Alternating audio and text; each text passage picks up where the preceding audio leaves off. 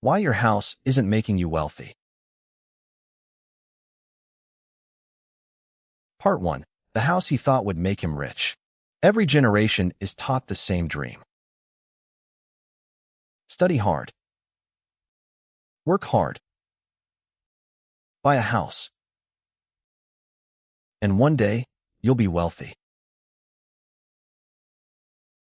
But what if one of the world's most celebrated symbols of success has quietly become one of its greatest illusions? Imagine a man named Michael. At 32, he bought the house he had dreamed about since college. A beautiful home with a white fence, a quiet neighborhood, and just enough space for the family he hoped to build. The day he received the keys, everyone congratulated him. You've made it. You're building wealth now. This is the smartest investment you'll ever make. Michael believed every word. He worked longer hours to pay the mortgage. He postponed vacations. He declined opportunities that felt too risky. Every decision revolved around keeping the house.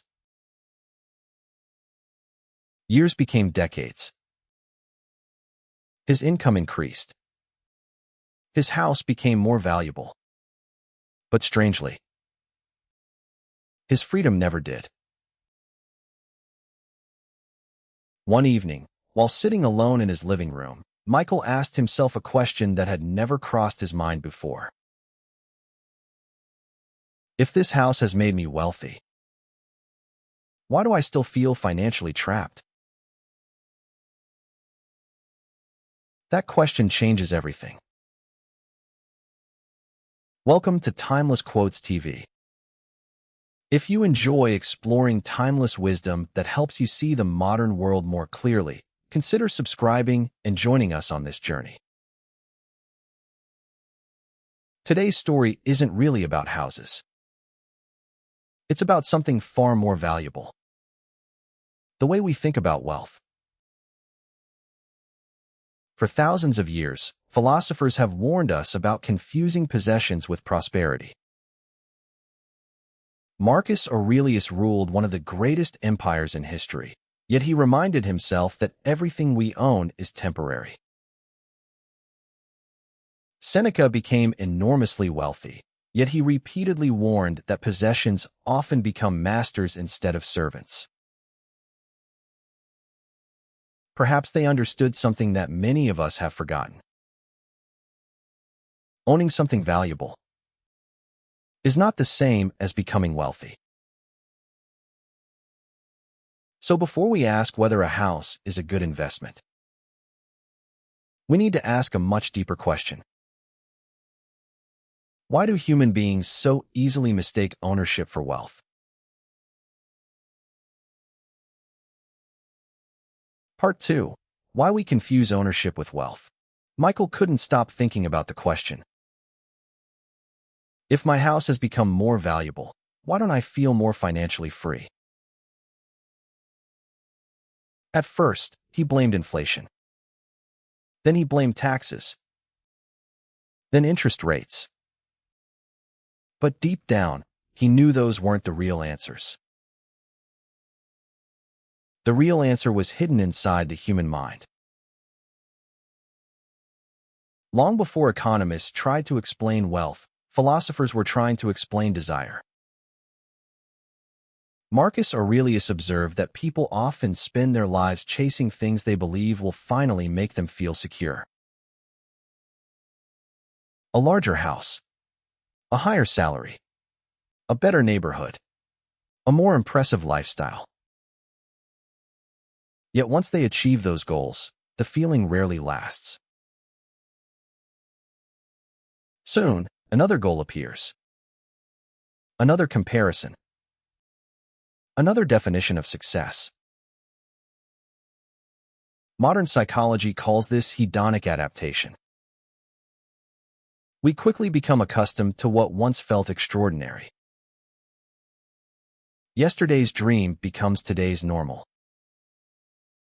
And tomorrow, it no longer feels enough. But there is another force at work. one that quietly shapes many of our biggest financial decisions. It is called social proof. We don't simply buy a home because we need shelter. We buy because everyone around us says, owning a house means you've made it. We celebrate the purchase. We post the photographs.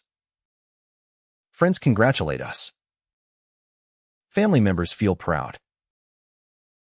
Slowly, the house becomes more than a place to live. It becomes part of our identity. And once something becomes part of our identity, questioning it becomes uncomfortable. Seneca warned about this nearly 2,000 years ago. He believed that the greatest danger wasn't owning possessions. The danger was allowing possessions to own us. Think about that for a moment. How many career decisions are made to protect a mortgage? How many dreams are postponed because someone is afraid of losing a lifestyle? How many talented people stay in work they no longer love, simply because their monthly expenses leave them no choice? The house hasn't locked the front door, yet it has quietly locked the future. This is why the Stoics made a distinction between having something and depending on it. Owning a home is not the problem. Owning a business is not the problem. Owning wealth is not the problem. Dependence is the problem. Anything that controls your decisions controls your freedom. Michael finally realized that he had spent years asking the wrong question. Instead of asking, "How much is my house worth?" he should have been asking, "How much freedom does my life actually have?" Because wealth has never been measured only by what you own. It is measured by the choices your life allows you to make. That simple realization changes everything. And it leads us to perhaps the most valuable part of today's journey. What are the timeless principles that separate ownership from true wealth? Part 3: 5 Timeless Lessons About Wealth. Michael had spent years believing that wealth was something you could buy. The Stoics believed something very different. To them, wealth was never measured by what a person owned. It was measured by what a person no longer depended on. More than 2,000 years later, their wisdom feels surprisingly modern. Here are 5 timeless lessons that can completely change the way you think about money, success, and freedom. Lesson 1. Wealth creates freedom, not just ownership. Buying something doesn't automatically make you wealthier. True wealth expands your choices. It gives you more time with your family, more opportunities to pursue meaningful work, more freedom to say no when something goes against your values. If an expensive possession forces you to work harder just to keep it, ask yourself honestly, who owns whom? Lesson 2. Every possession has a hidden price. The purchase price is only the beginning. Every possession quietly asks for something in return. Maintenance, insurance, repairs, taxes, time, attention. Seneca warned that luxury often promises comfort, while quietly increasing dependence. The question isn't simply, can I afford this? A wiser question is, What will this continue to cost me over the next 20 years? Lesson 3. The best investment is still yourself. Markets rise. Markets fall. Property values change. Technology transforms industries. But knowledge compounds. Wisdom compounds. Skills compound. Character compounds. A house may increase in value, but a wiser mind increases the value of every decision you make. Lesson 4. Income can build wealth. Expenses can destroy it. Many people focus on increasing what they own. Far fewer pay attention to what quietly drains their freedom every month. Real wealth isn't about looking successful. It's about creating a life that remains strong, even when circumstances change. The Stoics prepared for uncertainty, not because they expected the worst, but because they valued resilience more than appearances. Lesson 5. Build a life before you build a lifestyle. This may be the hardest lesson of all. Many people spend decades upgrading their lifestyle without ever upgrading their thinking. A bigger house cannot replace peace of mind. A luxury car cannot replace purpose. A prestigious address cannot replace wisdom. Marcus Aurelius reminded himself that external possessions are temporary. The only things we truly carry through life are our choices, our habits, and our character. Perhaps that's the greatest lesson of all. Your house may become more valuable over time, or it may not. But if your mind becomes wiser every year, you will always possess something the market can never take away. And yet, these lessons have never been more important than they are today. Because the modern world has changed the way we earn, spend, invest, and even define success. In the next chapter, we'll explore why this ancient wisdom matters even more in the age of artificial intelligence.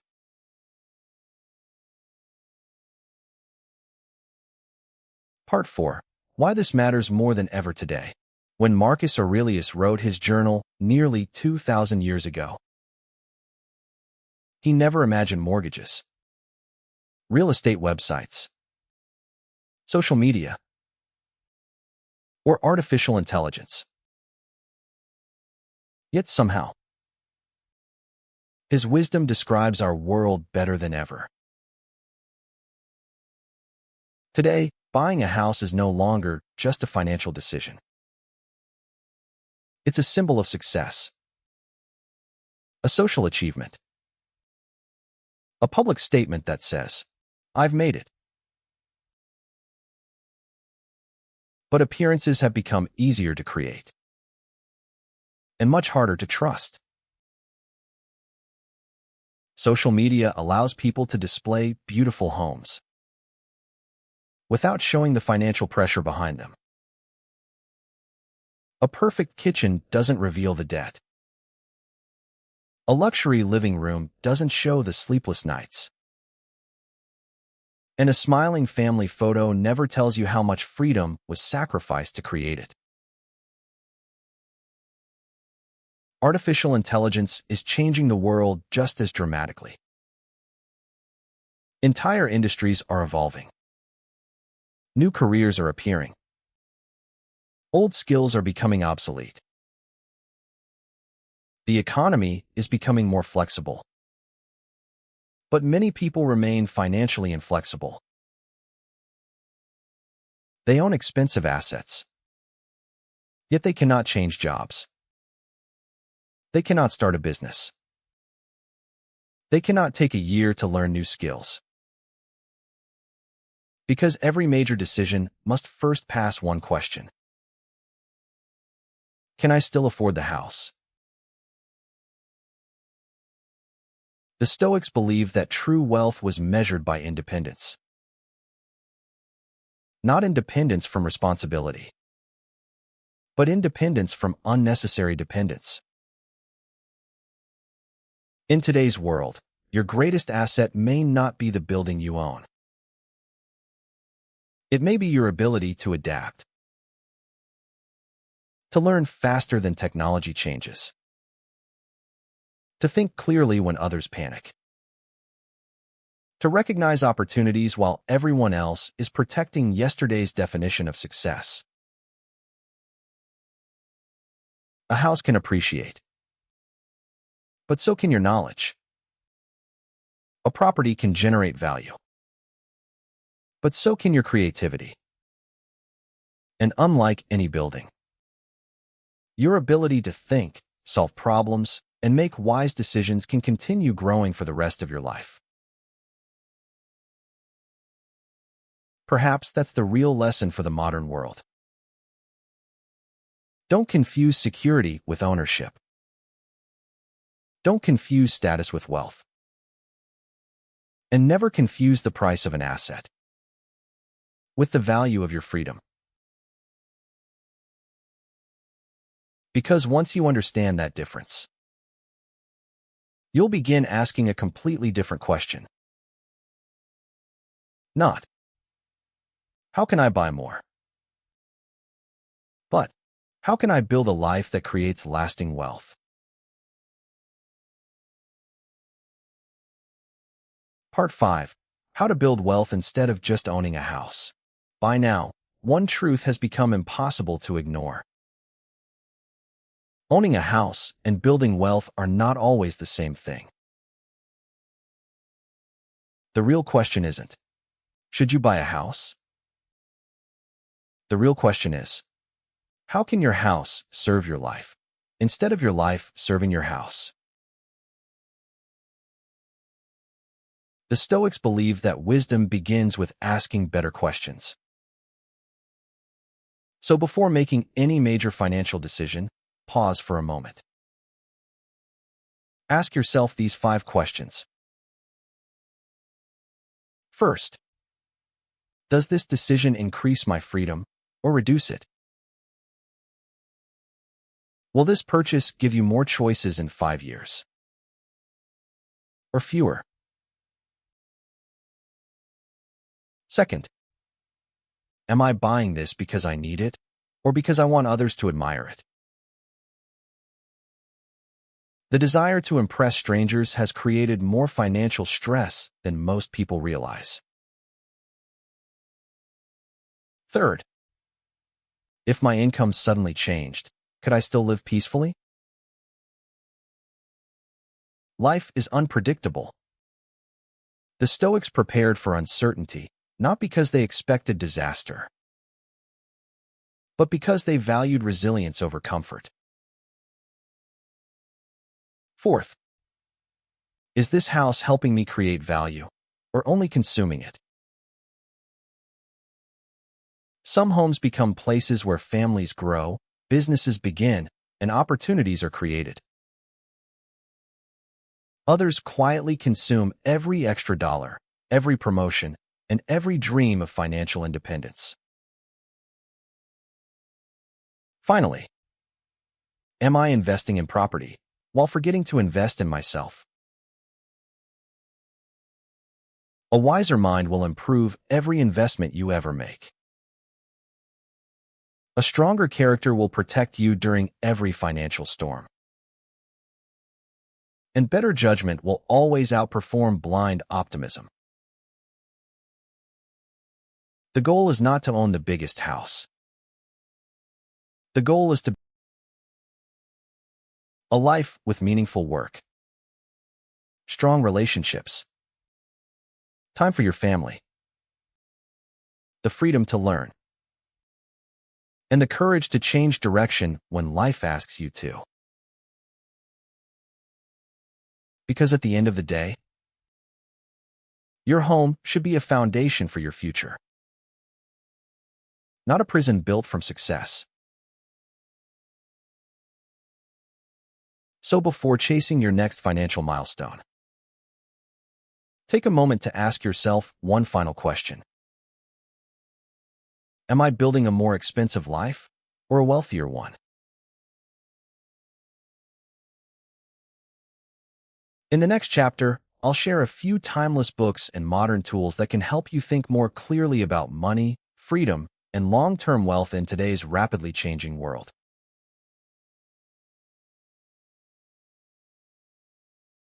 Part 6. The Tools That Build Real Wealth. By now, you may be wondering, if wealth isn't simply about owning a house, where should I begin? If I were starting my financial journey today, I wouldn't begin by searching for the perfect investment. I would begin by becoming a better decision maker.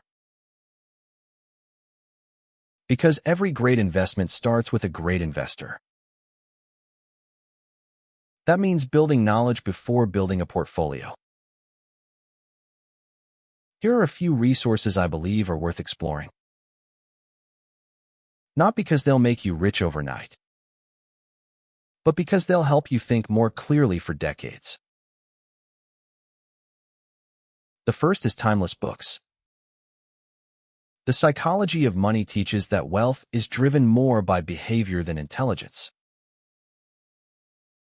The Intelligent Investor reminds us that patience often outperforms excitement. And the writings of Marcus Aurelius, Seneca, and Epictetus continue to teach lessons that no market crash can erase. The second is technology used with intention. Artificial intelligence can become an incredible teacher if you ask better questions. Use AI to summarize books. Challenge your assumptions. Compare different investment ideas. Or learn skills that increase your value in the modern economy. The third is building a personal knowledge system. Capture ideas. Write reflections. Track your financial decisions. Because memory fades, but written wisdom compounds. If you're interested, I've included some of my favorite books and tools in the description below. They're not shortcuts. They're simply resources that can help you become a wiser thinker, and wiser thinking usually leads to wiser financial decisions. Remember this. A house can increase your net worth, but only knowledge can increase your ability to create wealth again and again. Because markets change. Technology changes. The economy changes. But a disciplined mind never goes out of style. And that brings us to the final lesson of today's journey. It's not about where you live. It's about the life you're building.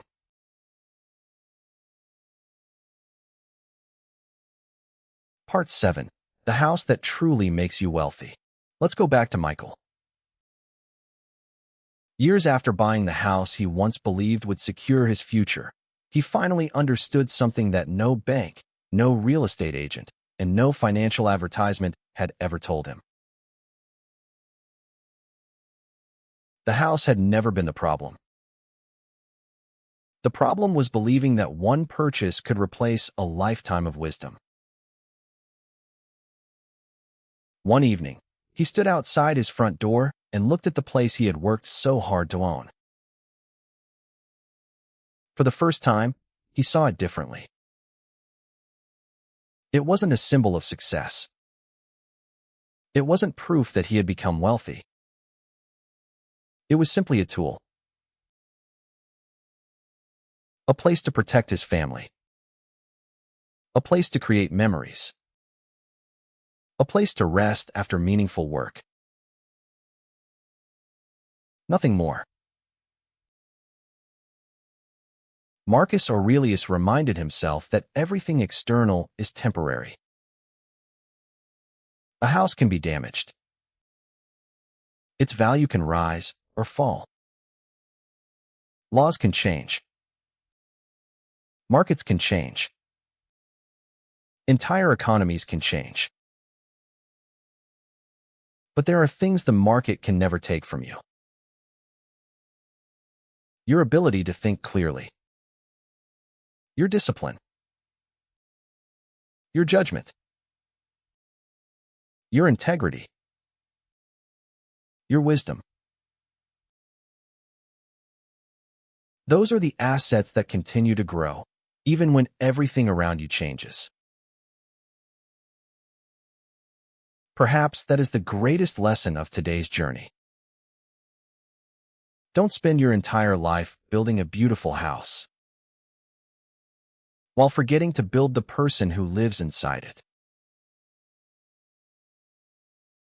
Because a wealthy life is not measured by square footage. It is measured by freedom, by purpose, by peace of mind, and by the choices you are free to make every single day. So now I'd like to ask you one simple question. When you think about wealth, what is the first image that comes to your mind? A bigger house? A larger bank account? Or a life filled with freedom, wisdom, and time for the people you love? Share your thoughts in the comments. Your perspective might inspire someone else to rethink what true wealth really means. If this video gave you a new way to think about money and success, consider subscribing to Timeless Quotes TV. Every week, we explore timeless philosophy, practical psychology, and enduring life lessons that help you navigate the modern world with greater clarity. And in our next episode, we'll explore another belief that millions of people accept without question. Why money alone never makes you rich. You'll discover why some people earn millions yet never experience financial freedom, while others quietly build lives of abundance with far less. Until then, invest in your mind before you invest your money. Protect your character as carefully as you protect your assets. And remember this timeless truth. A house can give you an address. Only wisdom can give you a future.